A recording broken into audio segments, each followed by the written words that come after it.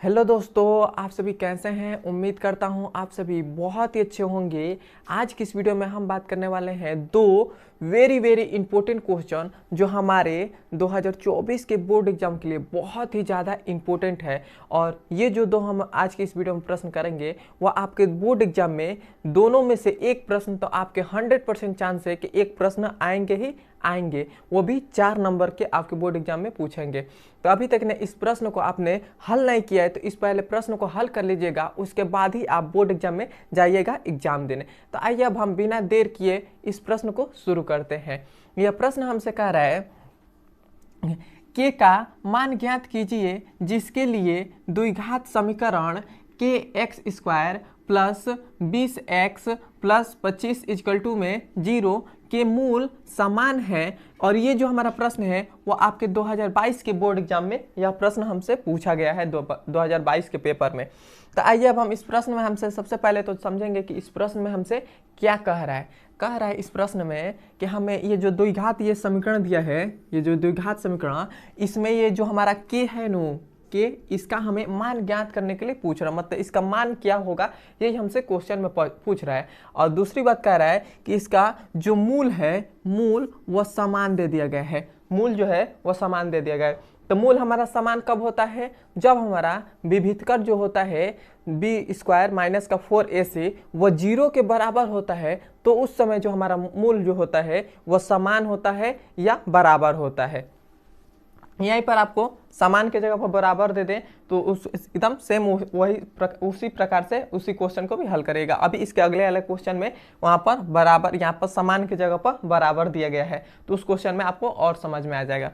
तो सबसे पहले तो हम इस सवाल को कैसे करेंगे, देखिए सबसे पहले तो ये हमारा समीकरण है, ये हमारा समीकरण है, क्या है वह है के एक्स स्क्वायर प्लस में 20x प्लस में 25 इक्वल टू में 0।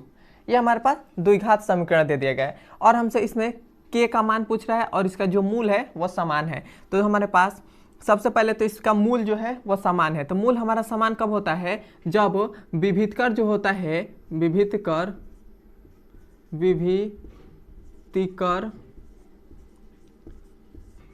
जो होता है वह 0 के बराबर होता है, तब हमारा मूल समान होता है। और विभीतकर का सूत्र क्या होता है? वो होता है बी स्क्वायर माइनस का 4ac और बराबर में 0 है तो 0 हो गया। इतना हो गया।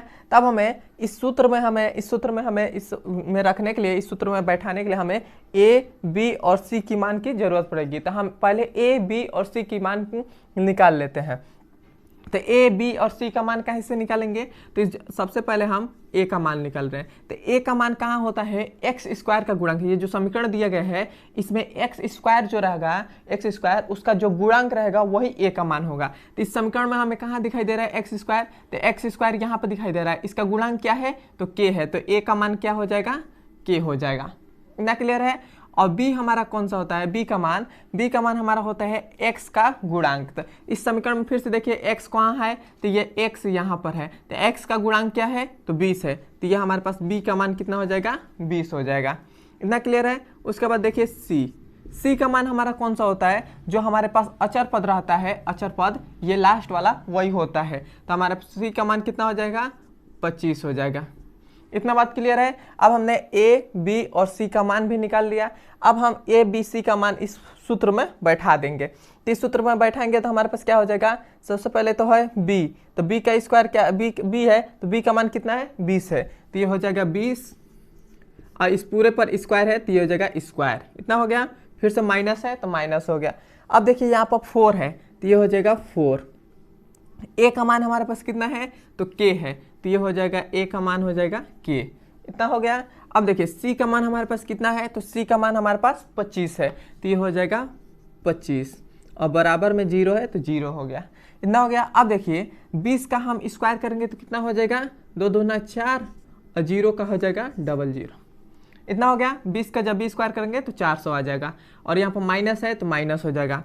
अब देखिए 25 चौको 100 और 100 हो गया और 100 का k में गुणा करेंगे तो फिर से कितना हो जाएगा? 100 k हो जाएगा। तो ये हो गया 100 k। अब बराबर में क्या है? 0 है तो ये हो जाएगा 0। इतना हो गया। अब हम क्या करेंगे, ये जो हमारा इधर 400 है इसको हम बराबर का इधर भेजेंगे। तो बराबर का जब हम इधर भेजेंगे तब हमारे पास क्या आ जाएगा, इधर क्या बचेगा माइनस का 100 के और इक्वल टू में ये हमारे पास इधर 400 इधर प्लस में था तो बराबर के इधर जाएगा तो क्या जाएगा माइनस का 400 हो जाएगा। 400 हो गया। अब देखिए माइनस से माइनस कट गया, इतना हो गया। अब हमारे पास क्या बचा, ये बचा 100 के और बराबर में 400 बचा। अब देखिए ये हमारा जो 100 इधर गुणा में है इसको हम बराबर का इधर लाएंगे। बराबर का जब इधर लाएंगे तो हमारे पास इधर गुणा में है तो इधर आएगा तो क्या हो जाएगा भाग में हो जाएगा। तब हमारे पास क्या बनेगा, तब हमारे पास बनेगा के बराबर हो जाएगा 400 और बटा में क्या हो जाएगा 100 हो जाएगा। इतना हो गया। अब देखिए अब हमारे पास एक जीरो से एक जीरो कट गया, एक जीरो से एक जीरो कट गया तो इधर क्या बचा, के बराबर 4 बच गया। इसके बटा में 1 लिखे या ना लिखे उससे कोई मतलब नहीं है। तो हमारे पास के का मान कितना आ गया, 4 आ गया और यही हमारा आंसर हो जाएगा। तो यहाँ पर आप लिख दीजिएगा के का मान 4 है और यही हमारा आंसर हो जाएगा। यहाँ तक आपको समझ में आया है तो कमेंट में बताइए और हमारे चैनल पर नए हैं तो सब्सक्राइब भी कर दीजिएगा। और अभी तक ने हमारे इंस्टाग्राम को आपने फॉलो नहीं किया है तो फॉलो कर लीजिए, क्योंकि आप सभी के लिए हम वहाँ पर मोटिवेशनल वीडियो डालते हैं जिससे आप मोटिवेट रहें।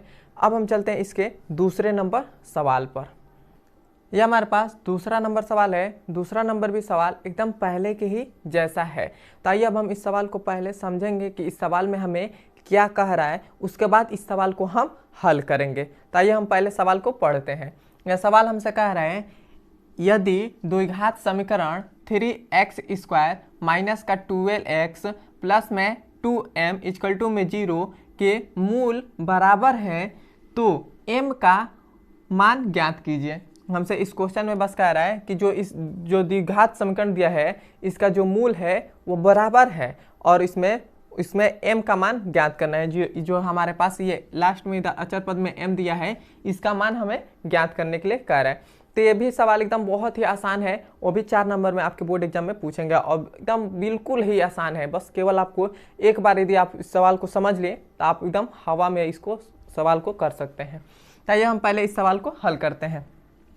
सबसे पहले तो यहाँ पर हम द्विघात समीकरण लिखेंगे। तो हमारे पास द्विघात समीकरण क्या है, वह है 3x² माइनस का 12x और प्लस में है 2m और इक्वल टू में है 0।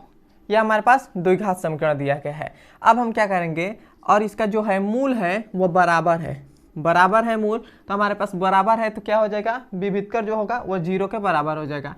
तो ये हो जाएगा विभेदकर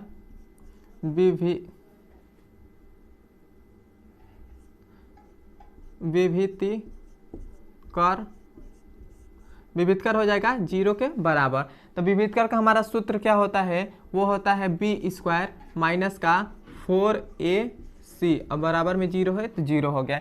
अब हमें इस सूत्र में बैठाने के लिए हमें a, b और c की मान की जरूरत पड़ेगी। तो हम a, b और c का मान के पहले निकालेंगे। तो ये हो जाएगा a, ये हो जाएगा b और ये हो जाएगा c हो गया। a का मान हमारा कहाँ से निकलता है, ये जो समीकरण दिया गया है इसमें हम देखते हैं कि x² का गुणांक कौन सा है। तो इस समीकरण में हमें देखिए x² यह है और इसका गुणांक क्या दिया है, 3 दिया है। तो a का मान क्या हो जाएगा, 3 हो जाएगा ना। क्लियर है। अब हम देखेंगे b का मान। तो b का मान हमारा कौन सा होता है, x का गुणांक होता है। इस समीकरण में जहाँ भी x दिखाई देगा उसका गुणांक हो जाएगा। तो इस समीकरण में कहाँ x दिखाई दे रहा है, तो ये है, तो इसका गुणांक क्या हो जाएगा, यहाँ पर माइनस है तो माइनस का 12 हो जाएगा। तो ये हो जाएगा माइनस का 12। इतना हो गया। अब हम c का मान कहाँ देखेंगे, c जो हमारा अचर पद रहता है उसे हम देखते हैं। तो c का मान हमारे पास अचर पद ये है तो हमारे पास c का मान कितना हो जाएगा, 2m हो जाएगा। c का मान जो होता है वो अचर पद रहता है, तो अचर पद हमारा 2m है तो ये हो गया 2m। इतना हो गया। अब हमारे पास a, b और c का मान निकल गया, तब हम इस सूत्र में बैठा देंगे। तो इस सूत्र पर बैठाएंगे तब हमारे पास क्या आ जाएगा, यहाँ पर देखिए b² है तो पहले तो b का मान कितना है, माइनस का 12, तो ये हो जाएगा माइनस का 12। इस पूरे पर स्क्वायर है तो ये हो जाएगा स्क्वायर। इतना हो गया। फिर से माइनस है तो माइनस हो गया। यहाँ देखिए 4 है तो ये हो जाएगा 4।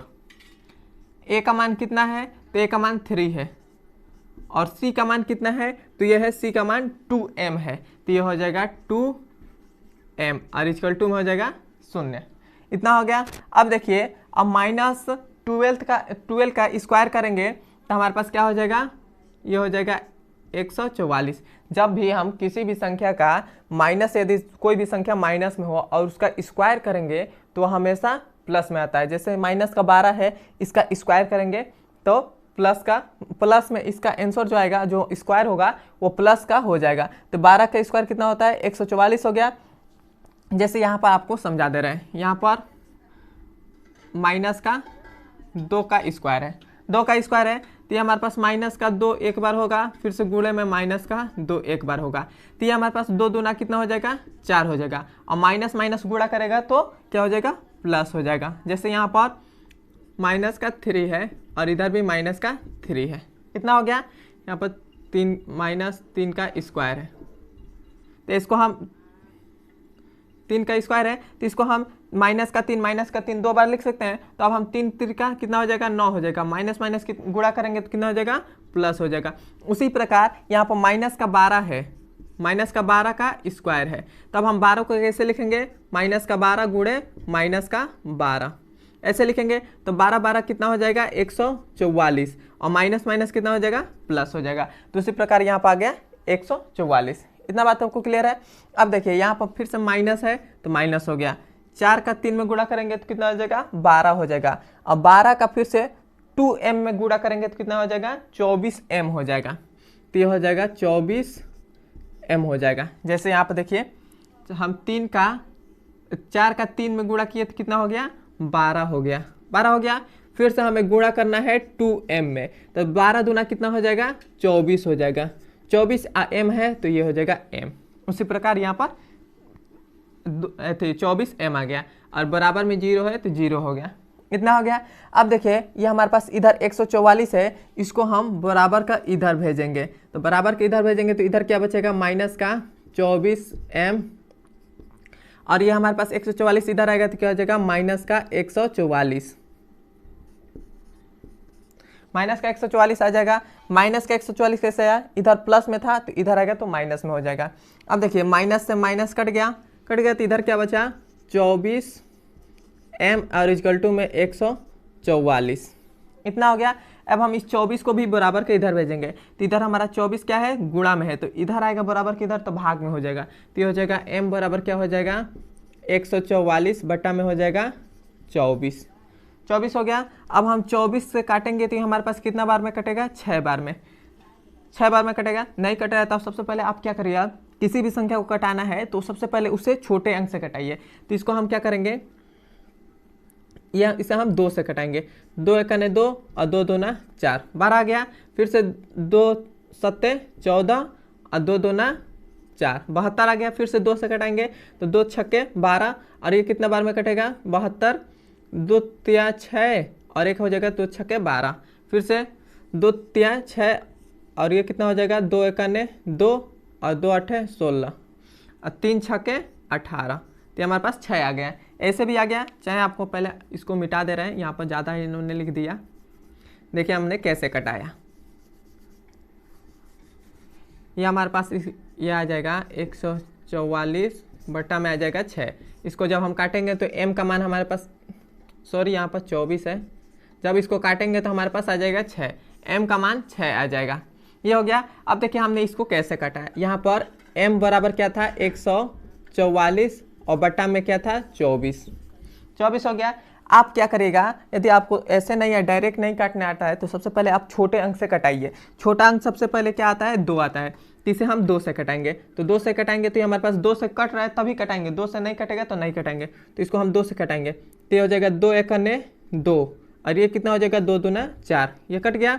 अब इसको भी 2 से कटाएंगे तो 2 सत्ते कितना हो जाएगा, 14 और 2 4 है तो ये हो जाएगा 2 दूना 4, ये आ गया। अब 72 बटे 12 आ गया। अब हम 72 बटे 12 को काटेंगे तो देखिए 2 छक्के कितना होता है, 12 होता है, ये हो गया।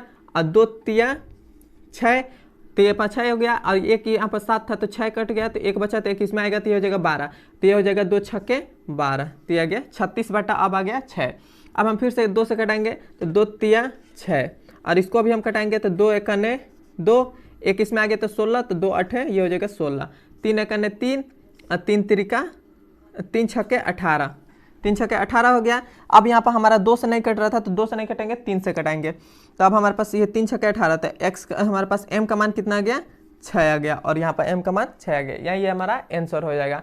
यहाँ तक आपको समझ में आया है तो कमेंट में बताइए, और हमारे चैनल पर नए हैं तो सब्सक्राइब भी कर दीजिएगा, और अभी तक ने हमारे इंस्टाग्राम को फॉलो नहीं किया है तो फॉलो कर लीजिए, क्योंकि आप सभी के लिए हम वहाँ पर मोटिवेशनल वीडियो डालते हैं जिससे आप मोटिवेट रहें। अब हम मिलते हैं इसके अगले नंबर वीडियो में।